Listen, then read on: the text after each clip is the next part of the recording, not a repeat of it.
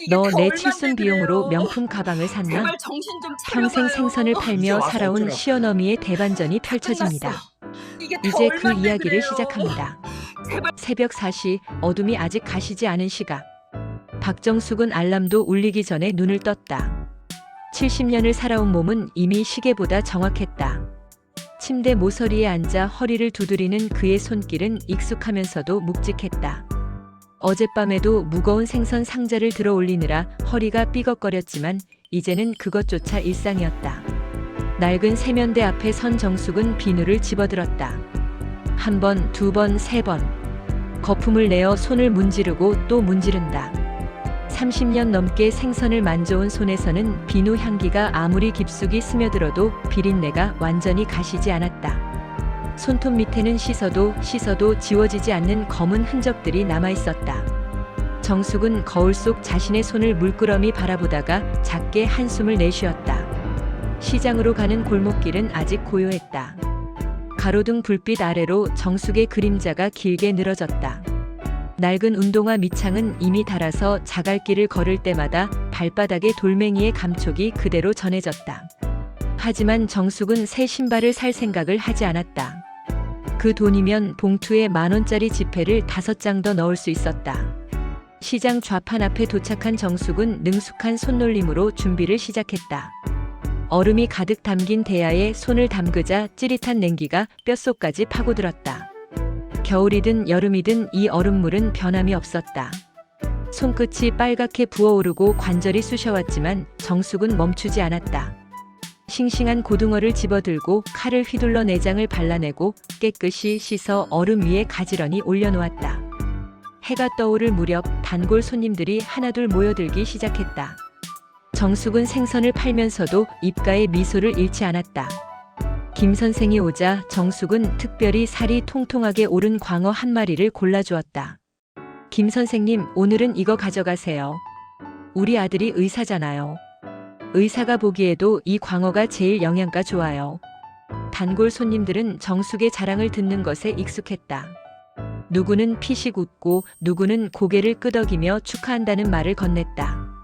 정숙에게 아들 이야기는 그 무엇보다 소중한 대화 소재였다.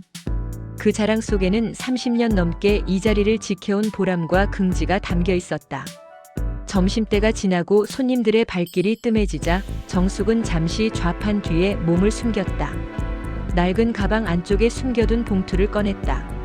신문지로 여러 겹싸여진 그 봉투는 이미 묵직한 무게를 자랑했다. 정숙은 조심스럽게 봉투를 열고 오늘 벌어들인 10,000원짜리 지폐 3장을 펴서 넣었다. 구겨진 지폐를 정성스럽게 펴는 그의 손길은 마치 보물을 다루는 것 같았다. 봉투 안에 돈을 세어보니 정확히 500만 원이었다. 1년 6개월 동안 하루도 빠짐없이 모은 돈.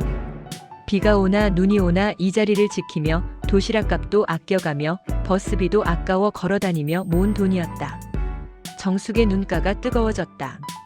그날 저녁 집으로 돌아온 정숙은 거실 한쪽에 모셔진 남편 사진 앞에 앉았다.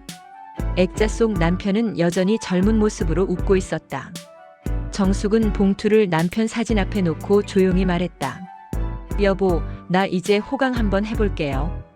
우리 아들이 잘 되니까 며느리도 착하고 이제 내 생신에는 온 가족이 여행 한번 가보려고요. 당신이 살아계셨으면 얼마나 좋았을까. 말끝이 흐려지며 정숙의 눈가에 눈물이 맺혔다. 하지만 그것은 슬픔의 눈물이 아니었다. 오랜 세월 홀로 짊어진 무게를 이제야 내려놓을 수 있다는 안도의 눈물이었다. 다음 날 저녁 정숙은 부엌에서 저녁을 준비하고 있는 며느리에게 다가갔다. 앞치마를 두른 며느리는 요리에 집중하고 있었다. 정숙은 가슴 안주머니에서 봉투를 꺼내 며느리에게 건넸다. 이게 뭐예요, 어머니? 며느리의 목소리에는 약간의 놀라움이 섞여 있었다. 정숙은 쑥스러운 듯 손을 비비며 말했다. 저기, 내 칠순이 다음 달이잖아. 근데 거창한 건 싫고 우리 가족끼리 해외여행 한번 갔으면 해서 500만 원이면 될까? 정숙의 목소리는 조심스러웠다. 마치 큰 부탁을 하는 것처럼. 며느리는 봉투를 받으며 잠시 무게를 가늠하듯 손바닥 위에서 흔들었다. 그리고 환한 미소를 지으며 대답했다. 어머니 고생 많으셨네요. 제가 알아볼게요. 그날 밤 정숙은 오랜만에 편안한 잠을 잤다. 꿈속에서 그는 아들, 며느리, 손주들과 함께 푸른 바다가 보이는 곳을 걷고 있었다.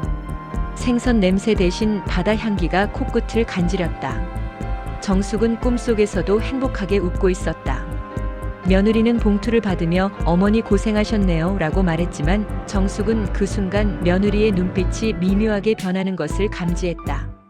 마치 이미 머릿속으로 무언가를 계산하는 듯한 번뜩이는 시선이었다. 하지만 정숙은 그것을 대수롭지 않게 여겼다. 며느리도 살림하느라 고생이 많을 테니 돈을 보면 당연히 반가울 거라고 생각했다. 일주일이 지났다. 정숙은 여행 이야기를 꺼낼까 말까 망설이다가 결국 며느리에게 조심스럽게 물었다. 여행은 언제쯤 갈 수 있을까? 며느리는 설거지를 하던 손을 멈추지 않고 대답했다. 아, 네. 알아보고 있어요. 요즘 항공권이 너무 비싸서.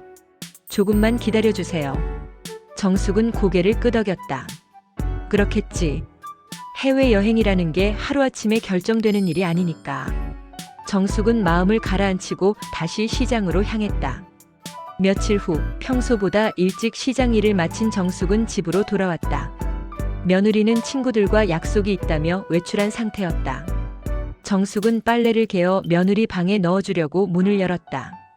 그리고 그 순간 침대 위에 놓인 화려한 오렌지색 쇼핑백이 눈에 들어왔다. 정숙은 빨랫감을 옷장에 정리하다가 자꾸만 그 쇼핑백이 신경 쓰였다. 고급스러운 색감과 반질반질한 재질이 평소 며느리가 쓰던 물건들과는 확연히 달랐다.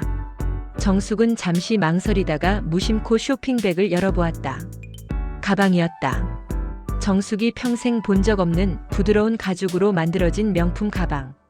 가방 안쪽에는 접힌 영수증이 들어있었다. 정숙은 떨리는 손으로 영수증을 펼쳤다. 498만 원. 그 숫자를 본 순간 정숙의 머릿속이 하얘졌다. 498만 원. 그것은 정숙이 1년 6개월 동안 새벽같이 일어나 얼음물에 손을 담그고 무거운 생선 상자를 나르고 점심도 거르며 모은 500만 원과 거의 같은 금액이었다.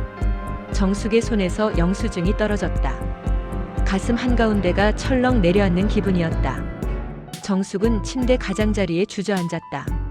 손은 여전히 생선 비린내가 배어있고 손톱 밑에는 씻어도 지워지지 않는 검은 흔적이 남아있었다.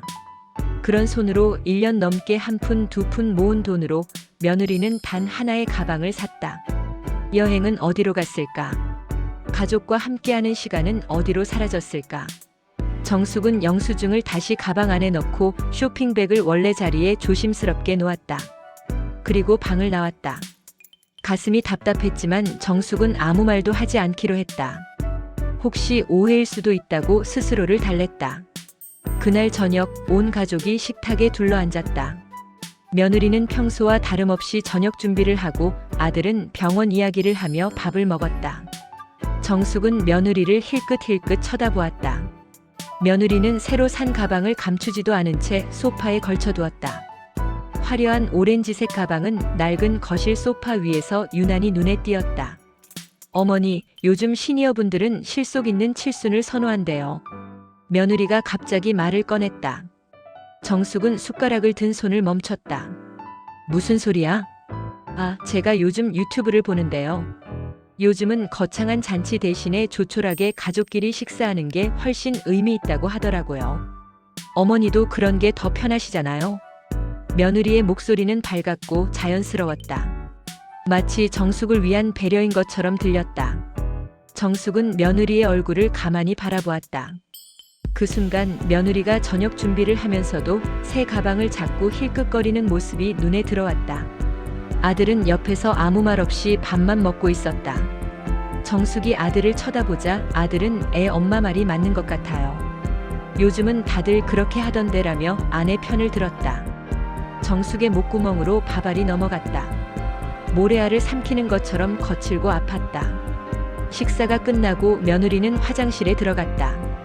정숙은 설거지를 하면서 소파 위의 가방을 계속 쳐다보았다. 화려한 색상, 반들반들한 가죽, 금빛 로고. 그 가방 하나에 자신의 1년 6개월이 담겨 있었다. 새벽 4시에 일어나 얼음물에 손을 담그던 날들, 허리가 아파도 참으며 무거운 상자를 날랐던 순간들, 단골 손님들에게 아들 자랑을 하며 견뎌온 시간들이 모두 그 가방 안에 들어 있었다. 저녁 늦게 며느리가 화장대 앞에 앉아 거울을 보며 새 가방을 어깨에 메어보는 모습이 거실 쪽으로 비쳤다. 며느리는 만족스러운 미소를 지으며 여러 각도로 가방을 확인했다. 그 모습을 본 정숙은 조용히 자기 방으로 들어갔다. 방 안에서 정숙은 자신의 손을 내려다보았다. 주름지고 거칠고 검은 흔적이 남아있는 손. 그리고 머릿속에는 며느리의 하얗고 매끄러운 손이, 그 손에 들린 498만 원짜리 가방이 계속 떠올랐다.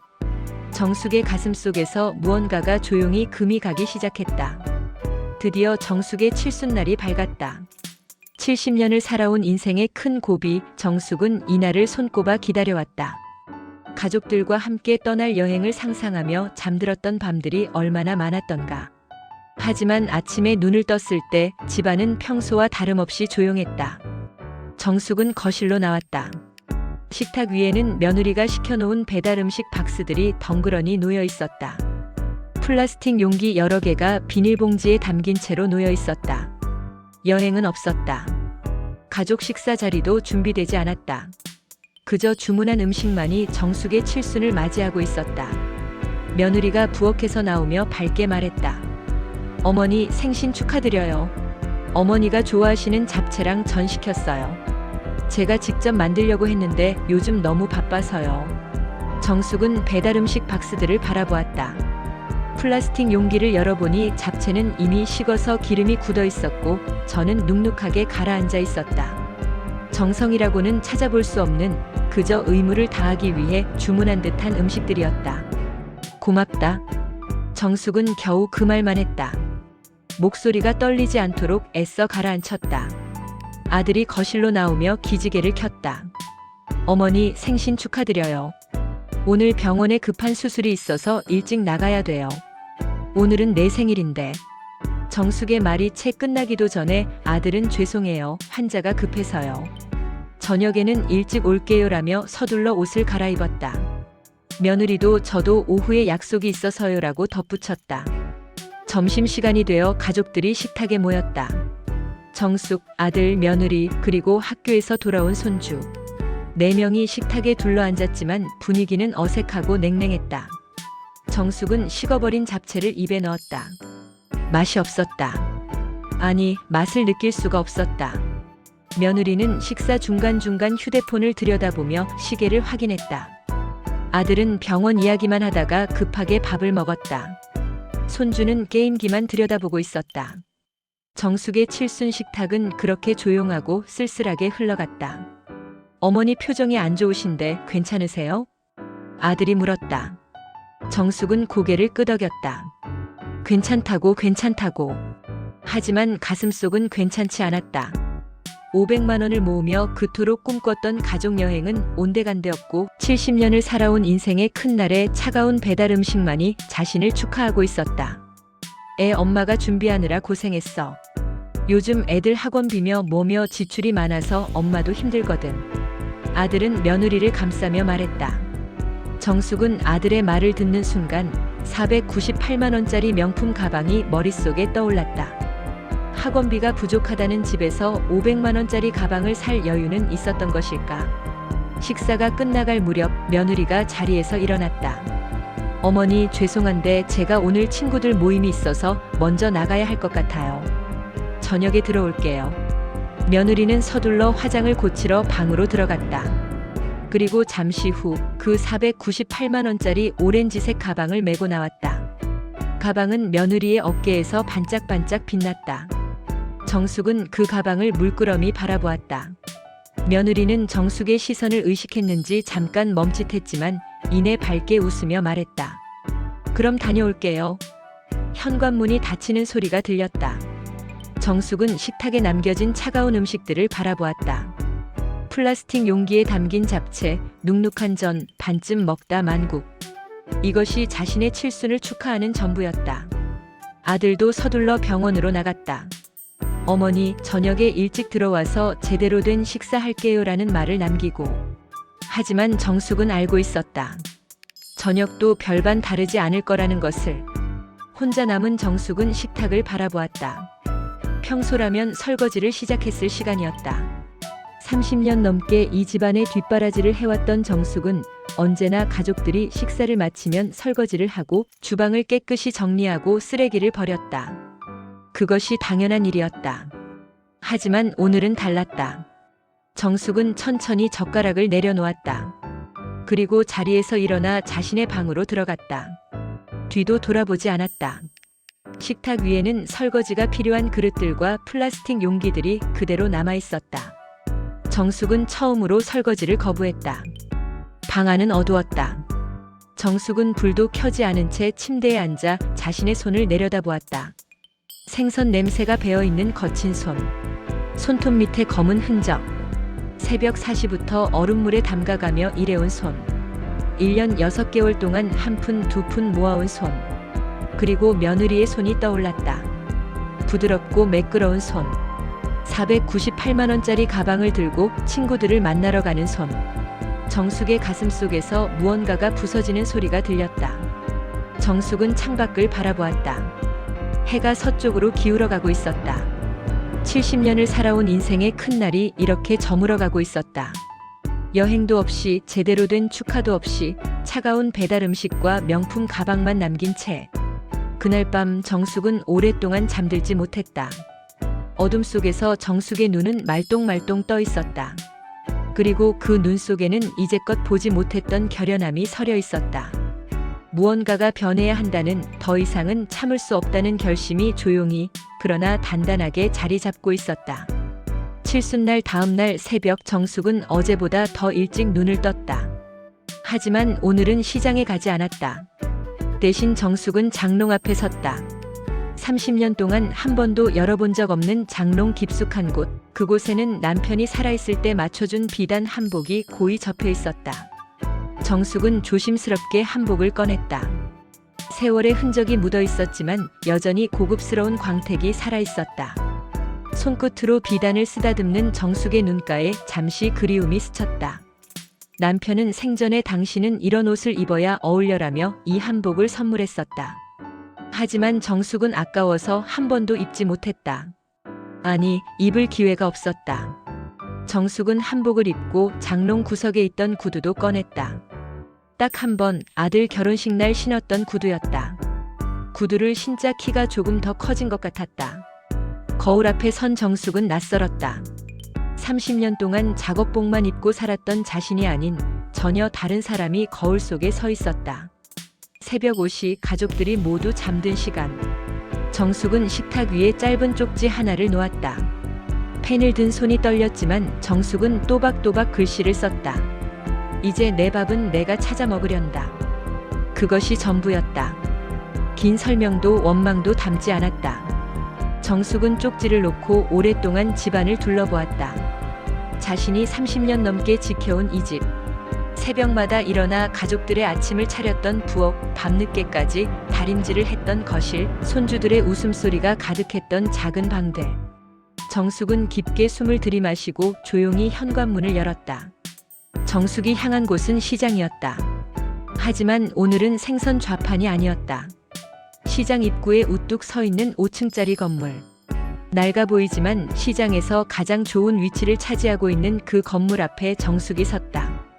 건물 입구에 들어서자 청소를 하던 상인 한 명이 정숙을 보고 깜짝 놀라며 허리를 숙였다. 회장님, 이렇게 일찍 오시다니요. 오늘은 좌판 안 여시는 줄 알았는데. 회장님이라는 호칭. 그것을 듣는 순간 정숙의 입가에 희미한 미소가 떠올랐다.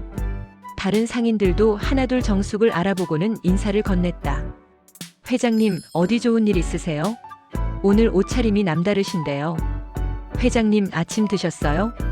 정숙은 고개를 끄덕이며 상인들에게 인사를 받았다. 그렇다. 정숙은 단순한 생선 장수가 아니었다. 이 5층 건물의 주인이자 시장 상인회 회장이었다. 30년 전 남편이 세상을 떠난 후 정숙은 남편이 남긴 이 건물을 지키기 위해 직접 생선 장사를 시작했다. 건물 임대료만으로도 충분히 살 수 있었지만 정숙은 일하는 것을 멈추지 않았다. 아들에게 폐를 끼치고 싶지 않았고 스스로 벌어서 사는 삶을 원했다. 정숙은 건물 계단을 올라 5층 사무실로 향했다. 열쇠로 문을 열자 깨끗하게 정돈된 사무실이 나타났다. 책상 위에는 임대차 계약서들이 가지런히 정리되어 있었다. 정숙은 서류들을 하나씩 펼쳐보았다. 1층 슈퍼마켓, 2층 의류 매장, 3층 식당들, 4층 사무실들.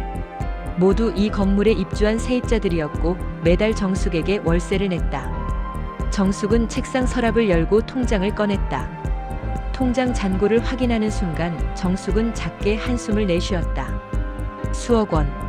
498만 원짜리 가방 따위는 비교도 되지 않는 금액이었다. 정숙은 웃음이 나왔다.